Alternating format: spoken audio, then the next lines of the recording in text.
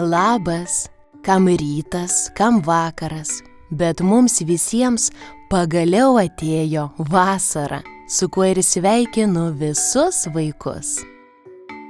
Ta proga šiandien ir paseksiu būtent vaikų parašytas pasakas. Pirmąją atsiuntė klausytoja Rusnė, o vadinasi ji Slibiniuko karoliai.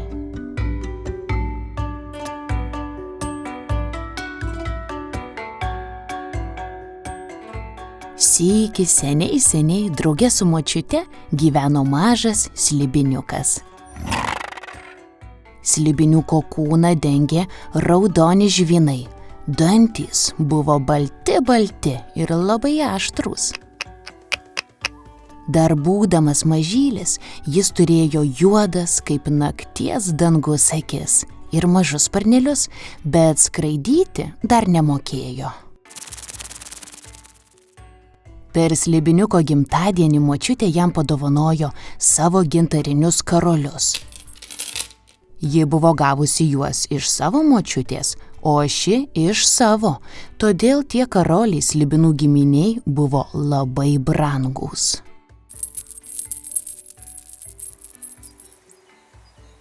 Vieną popietę mažylis išėjo pasidairyti po pasaulį.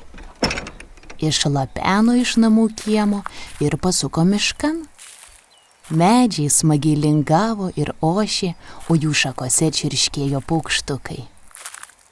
Tik staiga šlumšt ir įkrito jis į gilią duobę. Slibiniuko širdis nusirito iki pat uodegos galiuko.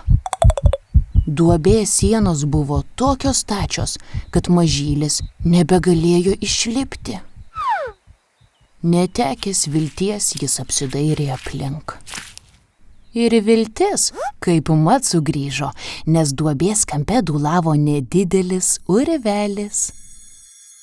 Kito pasirinkimo vis tiek neturiu, nusprendė Slibiniukas ir drąsiai šmurkštelėjo urvan. Atsargiai capeno vis tolyn ir gilyn, ir kuo giliau, tuo tamsiau darėsi. Bet kai akys jau visai apsiprato su tamsa, Slibiniukas išvydo daugybę šikšnosparnių.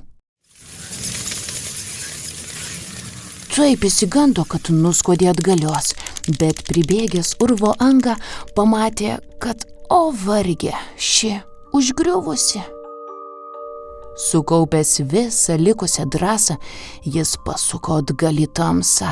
Stengėsi negalvoti apie šikšnosparnius, bet apie močiutės blynus, kuriuos ji taip skaniai patiekdavo pusryčiams su mėlynių uogiene.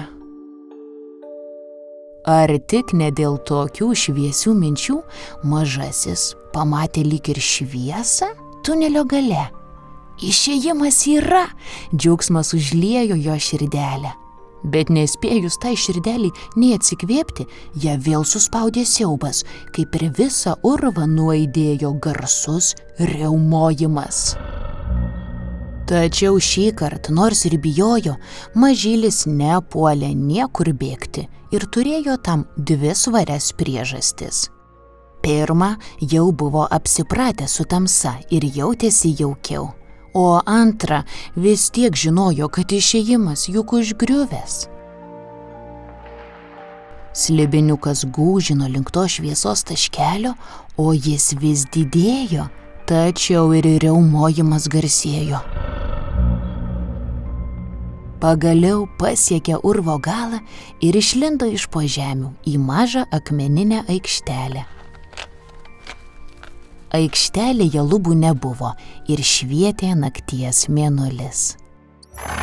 Tai štai kas skleidė tą šviesos taškelį, pamanė mažylis. O štai kas skleidė tą riaumojimą, lyg norėdama paskutinis iki išgąsdinti, sumaurojo didžiulė meška ir puolė link Slibiniuko. Mažylis mirtinai persigando ir tik pagalvojo, kaip jam dabar trūksta močiutės. Ant krūtinės žvynų pajuto vėsius karolius. Nusiėmė brangenybę ir stipriai apsikabino, laukdamas pačio blogiausio. Užsimerkė ir tada pajuto kaip kyla. Tai gintariniai karoliai traukė jį aukštyn, o mažieji sparneliai vos plazdėjo ir sušvito sidabru mėnulio šviesoje. Taip slibiniukas ne tik išsigelbėjo nuo meškos, bet ir išmoko skraidyti.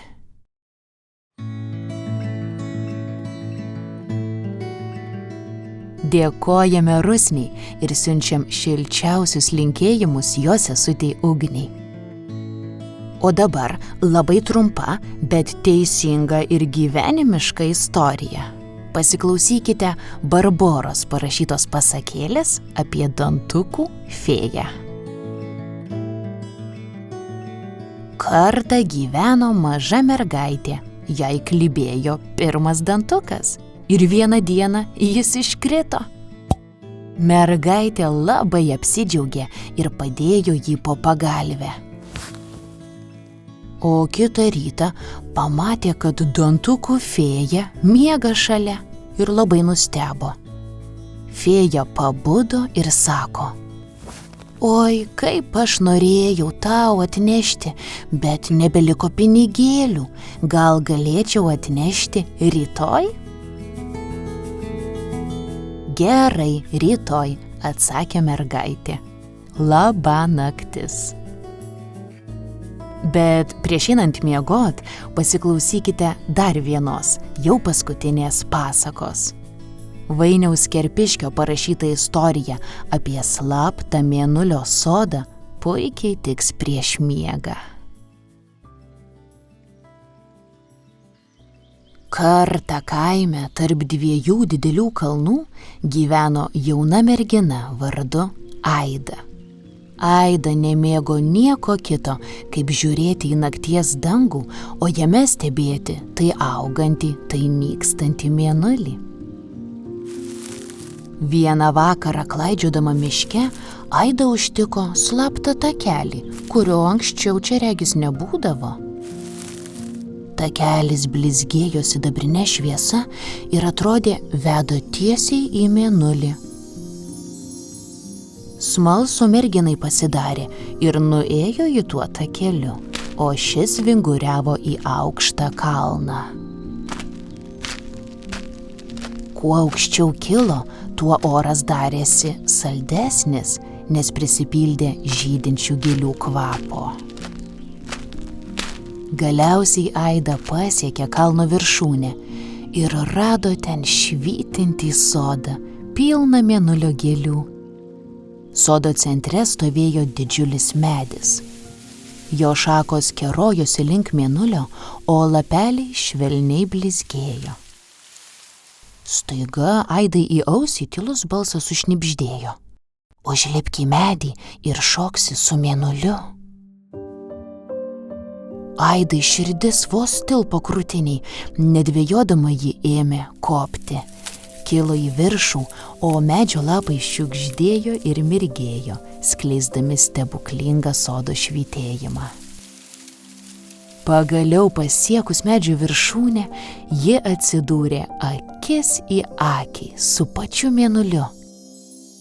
Šis jai nusišypsojo ir Aida pajuto keistą nerimastingą dilgčiojimą kojose. Gerai nesupratusi, ką daro, ji šoko ant mėnulio spindulių plikomis kojomis ir džiaugsmo kupina širdimi ėmė šokti.